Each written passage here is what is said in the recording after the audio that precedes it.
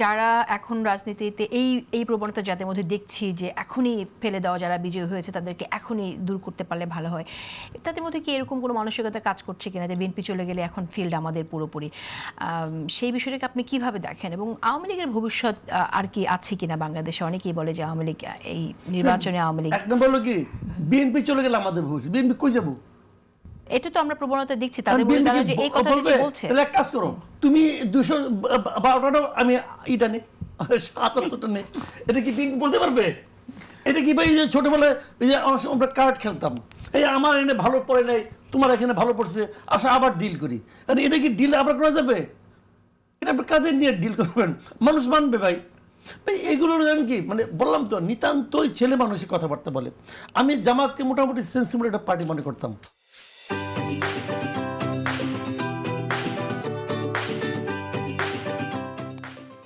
ওনাদের এই আচরণগুলি ওনারাই নেন না কে নেয়, মানে এটা কিন্তু আরেকটু ওনাদেরকে খেয়াল করতে হবে। ওনাদের সামনে কিন্তু মানে অসম্ভব সম্ভাবনা আছে।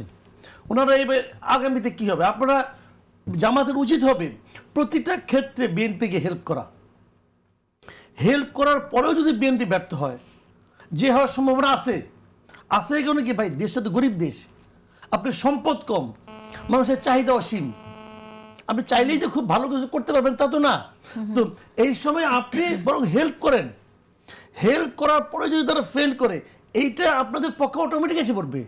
আপনি ওই পর্যন্ত অপেক্ষা করেন, আপনি প্রথমে যদি শুরু করেন, তারপরে যখন আপনি জেনুইন কজে কথা বলবেন, মানুষ কিন্তু তখন এটাকে এরকমই মনে করবে, তারপর লস করবেন ভাই।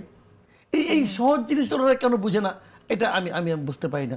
আর একটা যেটা বলেন আপনি, দ্বিতীয় যে কথাটা, আওয়ামী লীগ ফেরত আসতে পারে কি না পারে, আওয়ামী লীগ কোথা থেকে কোথায় ফেরত আসবে? আওয়ামী লীগের যারা বিদেশ চলে গেছে, আমি তাদের আসার কোনো মানে আমি সম্ভাবনা দেখি না।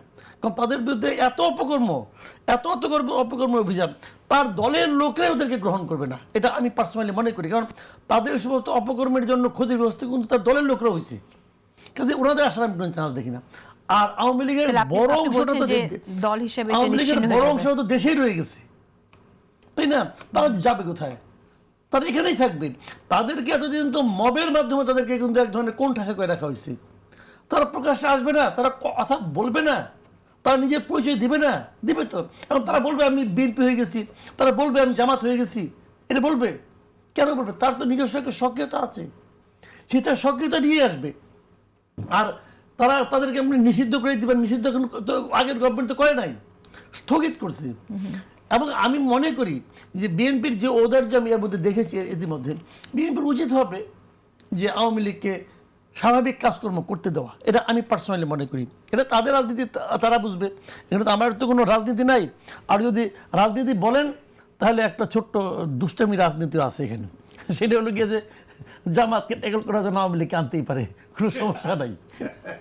না, আমরা লিগাল জায়গা থেকে কথা বলি। বলছিল বিএনপি এক নেতা বলছিল না, জামাতের ওষুধ হলো আওয়ামী লীগ, বলছিল তো ওই ওষুধ প্রয়োগ করতে পারেন, কোনো সমস্যা নেই, ঠিক হয়ে যাবে সব। নিন্দুকেরা বলে যে ফ্যাসিজম দিয়ে মোকাবেলা করা যায়, সেই জায়গায় আমরা না যাই।